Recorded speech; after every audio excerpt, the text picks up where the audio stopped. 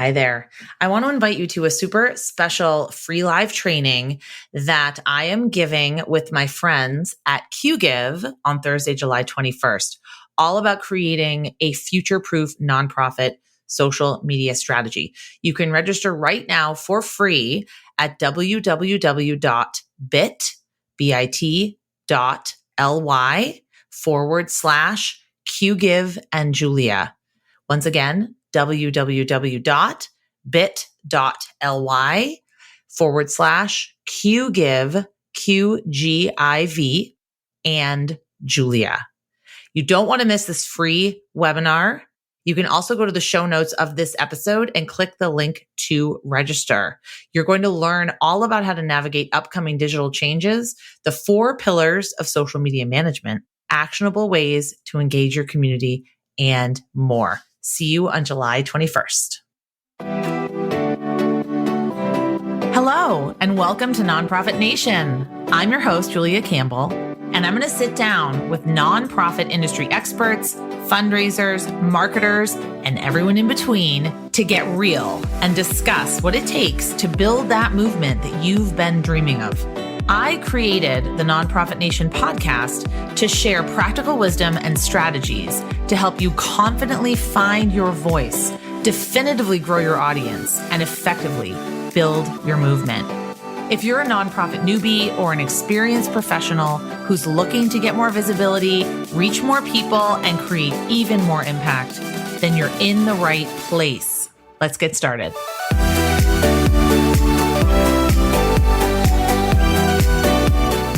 Hello, everyone. Welcome back to Nonprofit Nation. Thrilled to have you here listening today. I'm your host, Ligia Campbell, and today we are going to be talking to Ligia Peña, who is an internationally recognized expert in gifts, in wills, and legacies. We're going to talk about what is a legacy program? What are some things small nonprofits can consider? How can we market our legacy program? And sort of all the things around legacies.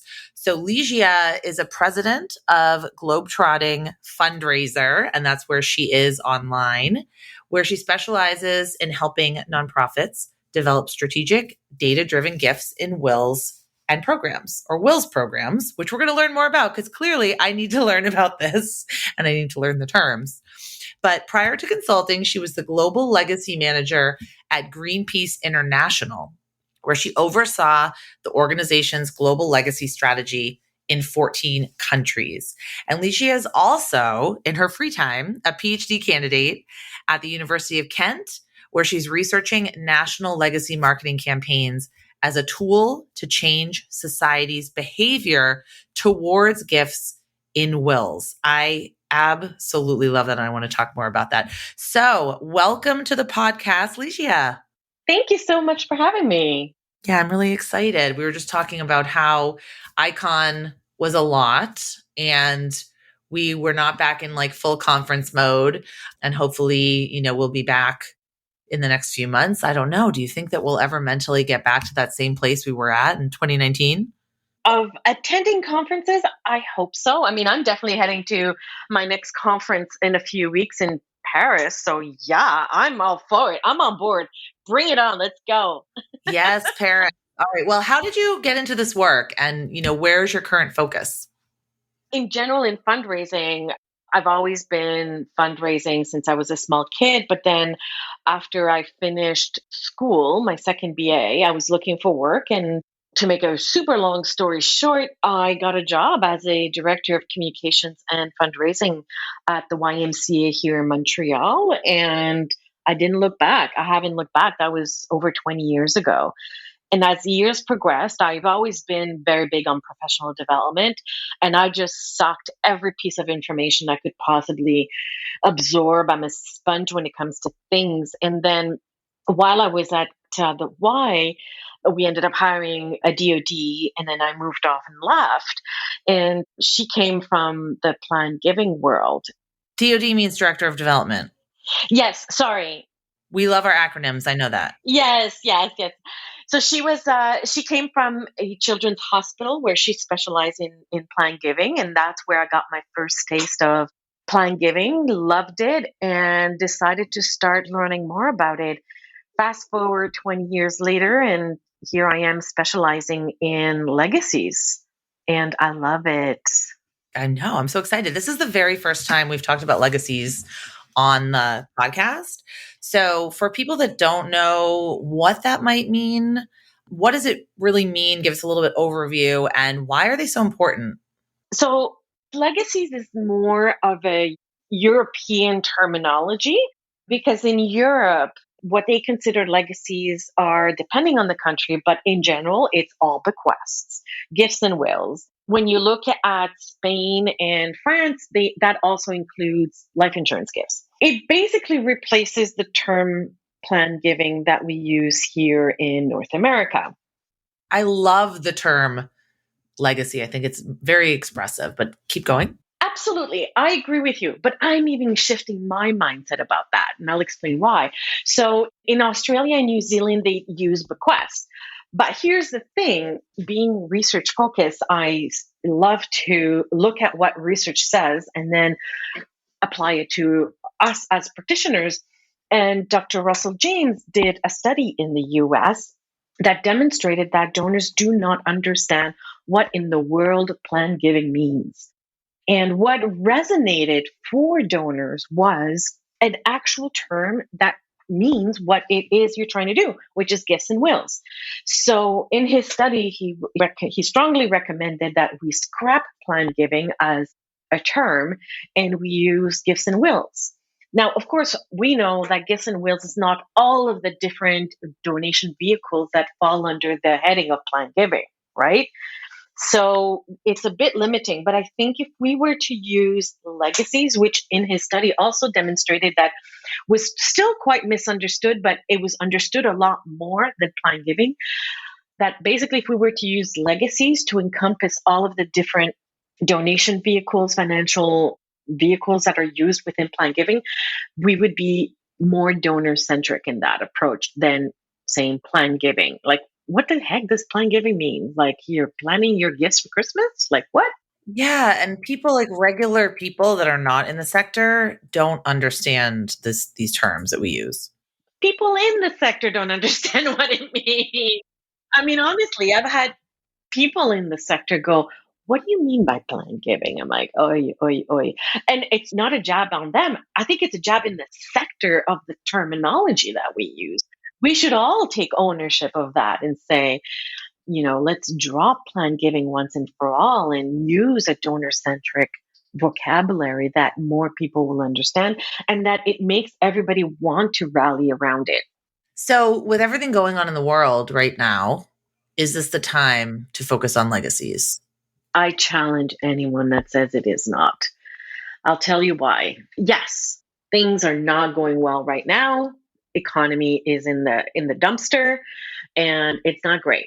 But here's the thing, because and we're going to I guess this conversation will focus specifically about gifts and wills because at the end of the day it is the type of, and I use air quotes in saying this, it's like the number one planned gift that donors leave. Okay, like I would go as far as saying maybe 85 to 90% of planned gifts come from bequests, from gifts and wills. So that's where you should be focusing. Like, stop, wasting time on annuities and trusts and all kinds of stuff that are too complex, especially if you're in a small or medium sized organization. I worked the first 15 years of my career in small shops, so I totally know what that challenge is like. But here's the important thing about gifts and wills. Most of them will come in a few years' time. Depending on how old your donors are in your database, it's possible that some of those gifts could be realized in the short term, like within 1 or 2 years. But let's say you're looking at engaging in legacy conversations with your donors. That gift might come into play, be realized in a few years. Well, we know that the economy is cyclical. And so, yes, right now it's a crapshoot. Let's be honest, right? It's not a good situation. But that gift is not going to be realized next week, probably. So the economy has time to restabilize. And so the assets are going to increase in value. Let's not forget, what are gifts and wills? Like very specifically, a gift and a will is basically any asset that is liquidated at all the assets are liquidated at death. So it's based on the value of your home at your date of death, is the value of your pension, of your investments, of your, summer home if you have one, of your car, your jewelry, everything. All of your assets are deemed liquidated when you die. And so that's where the proceeds of that donation comes from. So it's really hard to make people comprehend how the economy today does not necessarily impact your gift in the future, because you don't know what the economy will be like in 5 years from now. That's very true. And I think that we get so focused on being reactive and not proactive and not planning for the long term that we tend to kind of, do ourselves a disservice in that way. So what are some of the first steps? Like, not if a nonprofit's very interested, where could we look for these kinds of donors? Like, what are some things to consider when we're trying to start this program? Well, first and foremost, the biggest obstacle to starting a legacy program is usually management and your board. Yep. They're like, we should be on TikTok. Yeah. Which is Yeah. something I hear all the time. No offense to TikTok, but No, it has nothing to do with the tool. It has everything to do with the mindset. It's the mindset that's the biggest obstacle. It's not the tools used.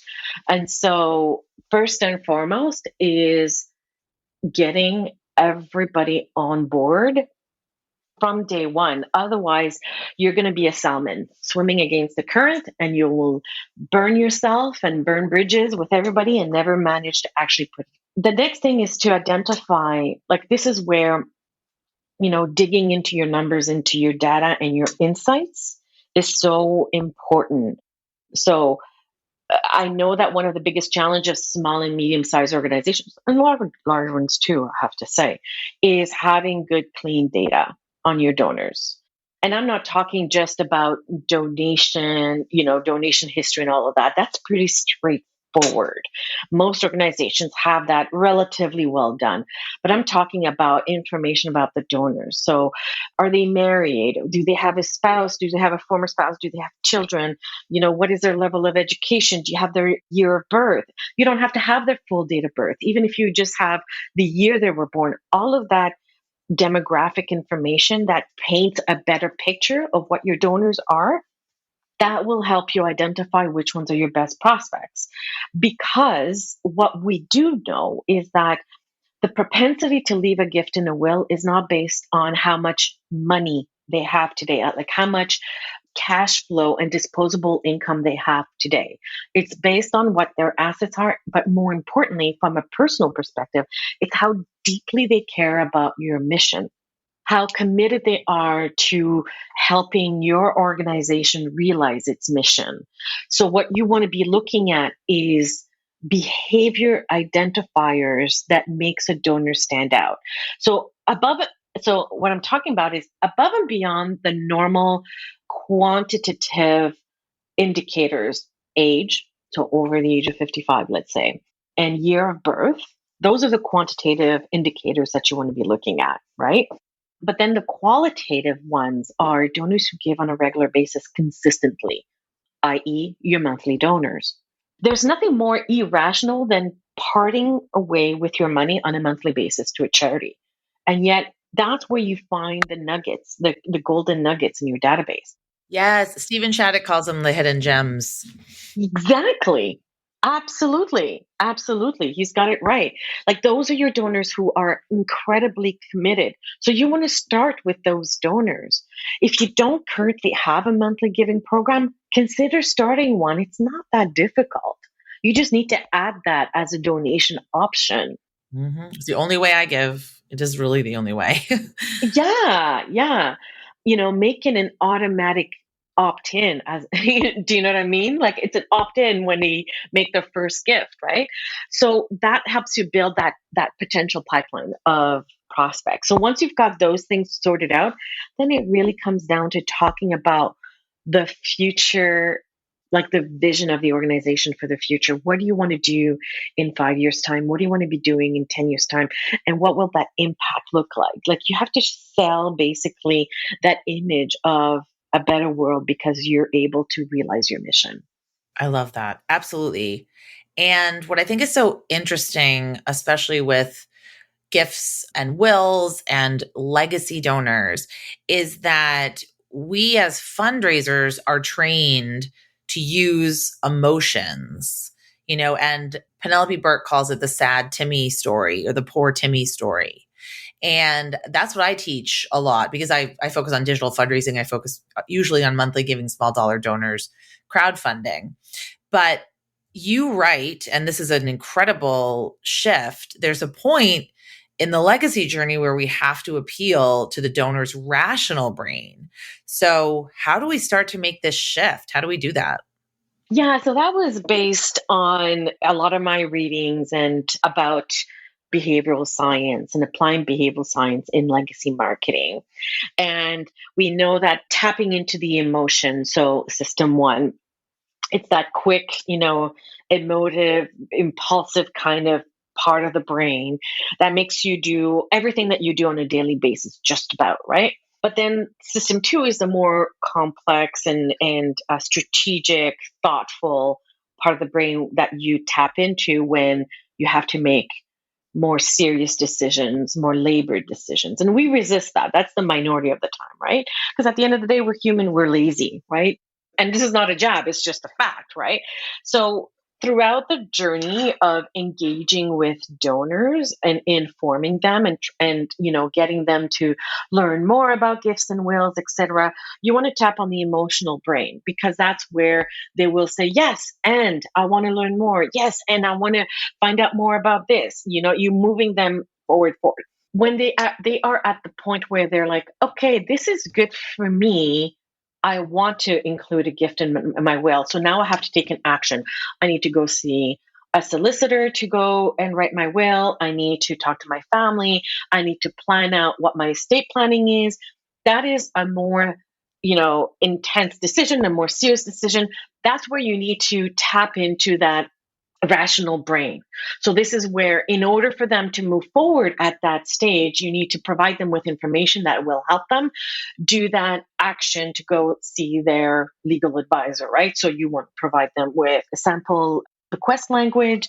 You might want to offer them a will writing workbook to help them prepare for that. You may need to nudge them a little bit more and tap into the rational side, how it helps, many things, et cetera, et cetera. And once that deed is done, once they've gone to their legal advisor, then it's the celebration. So that's where they switch back to the emotional, because doing that action, it's kind of like that getting that joyful yes that we often talk about in fundraising.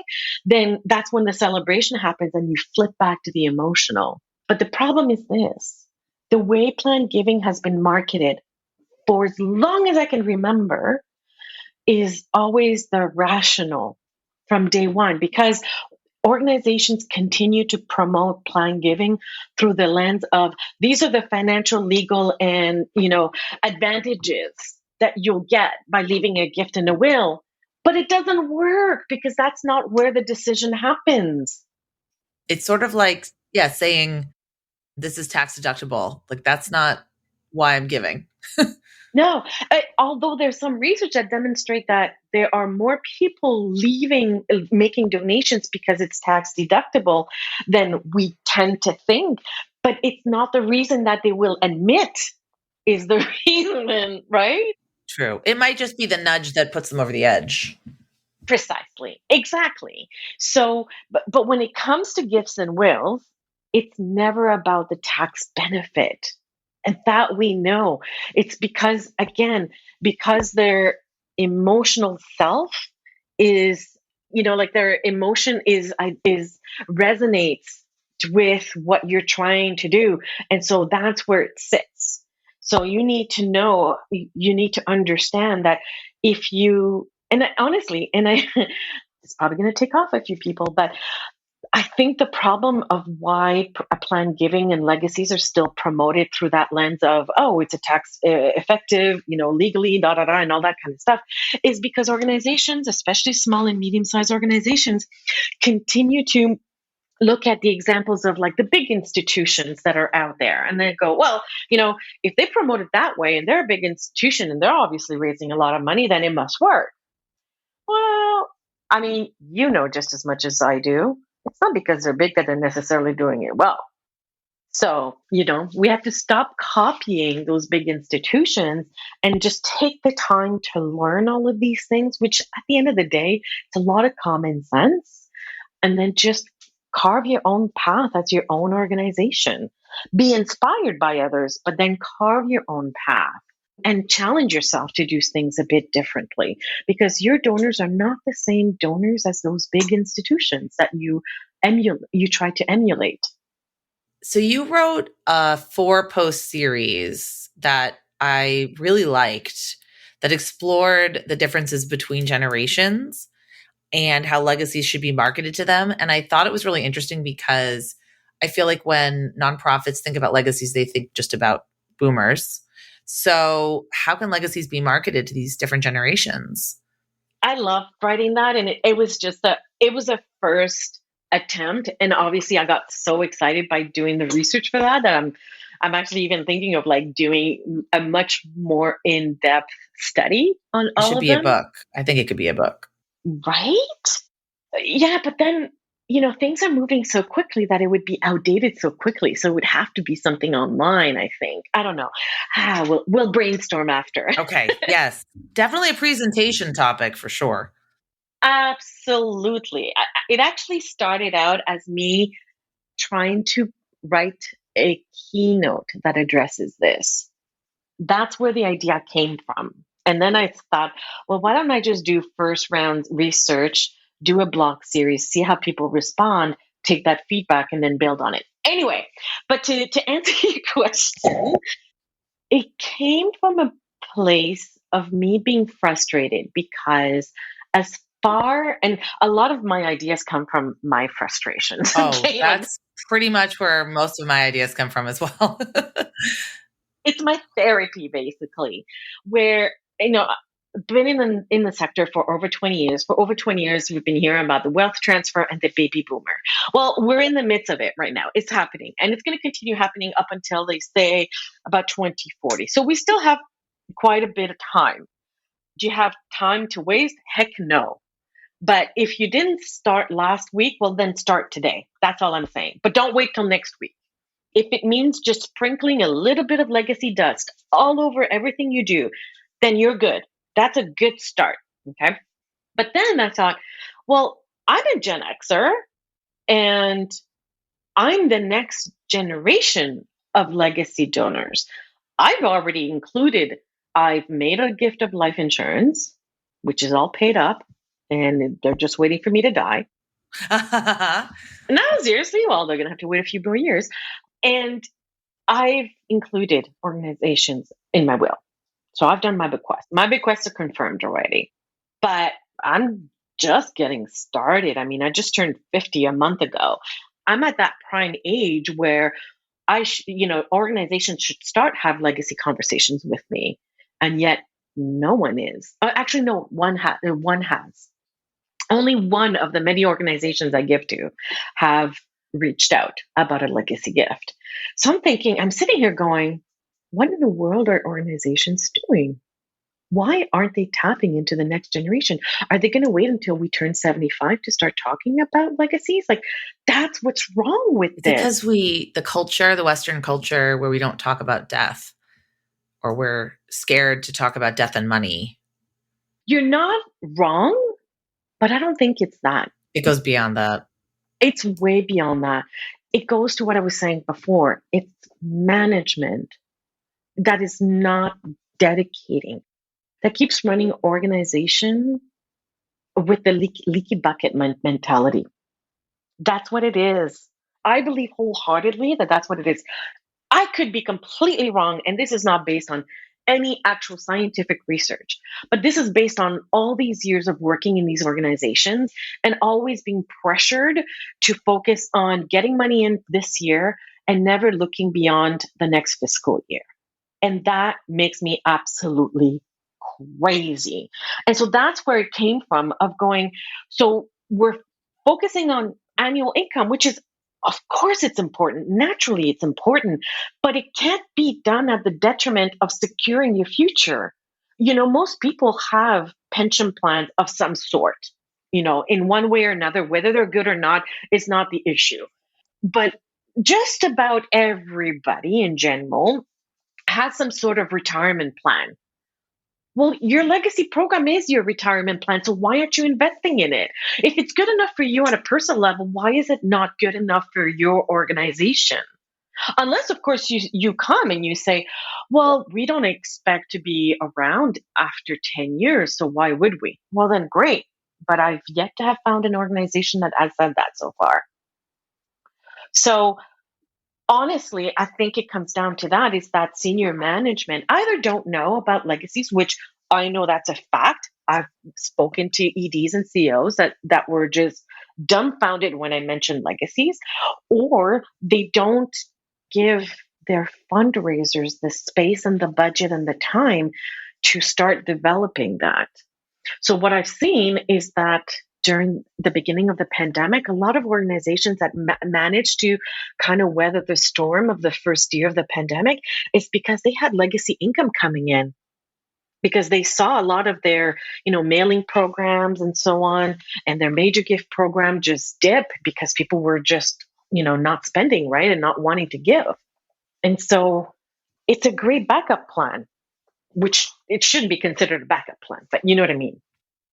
Well, when should we start? Because you're saying Gen X, and I'm also Gen X, and I'm a monthly donor to several organizations that I don't think they've ever thought of even contacting me about something like a legacy gift.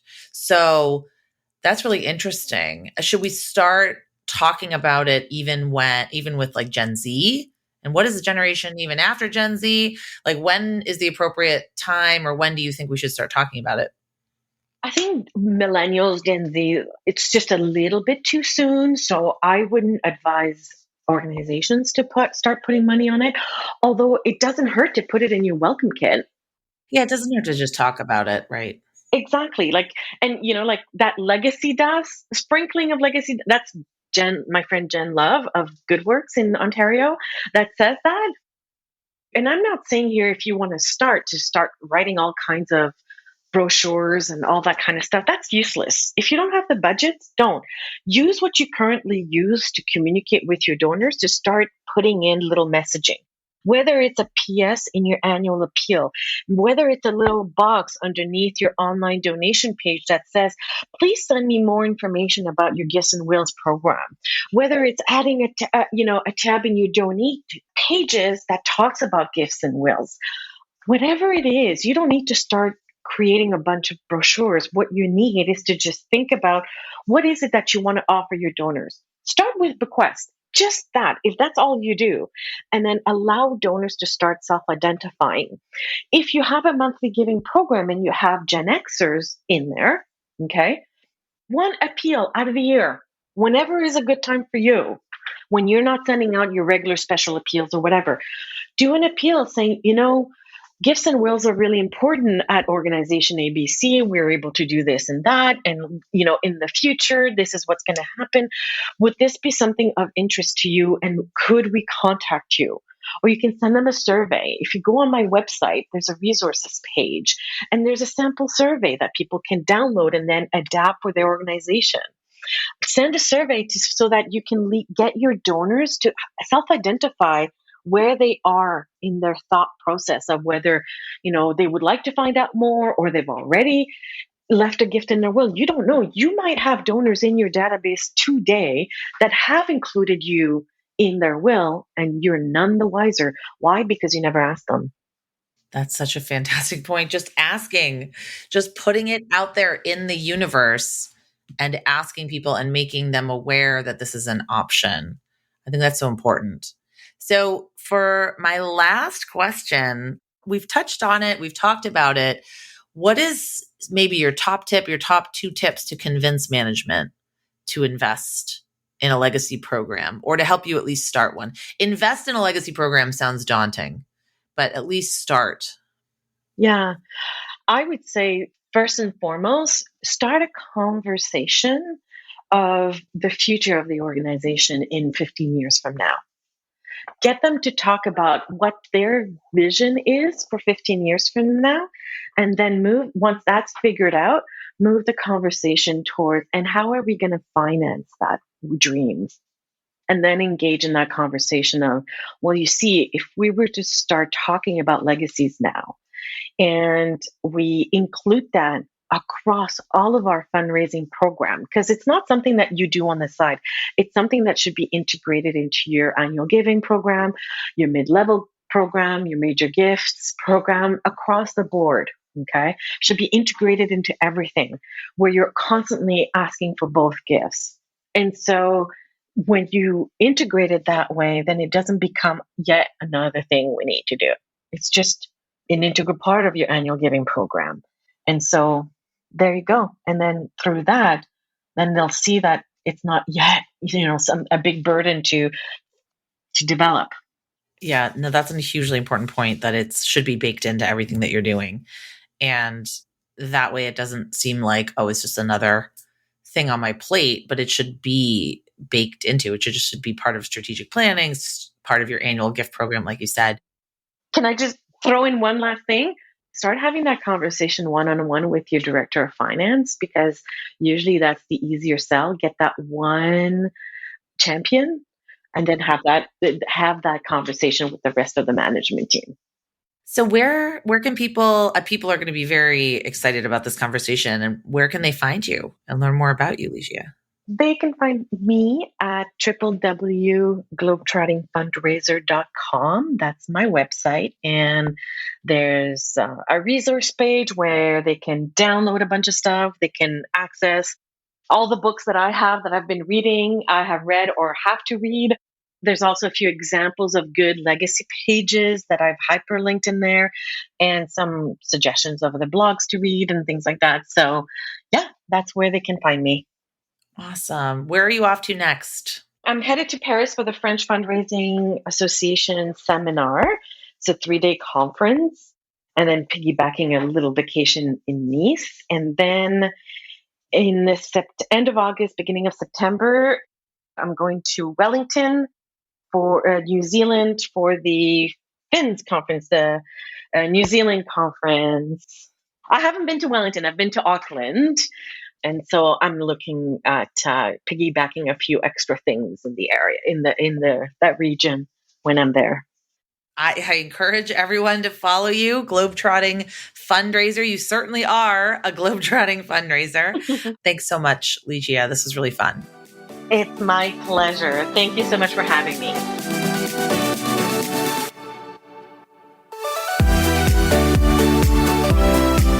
Well, hey there. I wanted to say thank you for tuning into my show and for listening all the way to the end. If you really enjoyed today's conversation, make sure to subscribe to the show in your favorite podcast app, and you'll get new episodes downloaded as soon as they come out. I would love if you left me a rating or a review, because this tells other people that my podcast is worth listening to. And then me and my guests can reach even more earbuds and create even more impact. So that's pretty much it. I'll be back soon with a brand new episode. But until then, you can find me on Instagram at JuliaCampbell77. Keep changing the world, you nonprofit unicorn.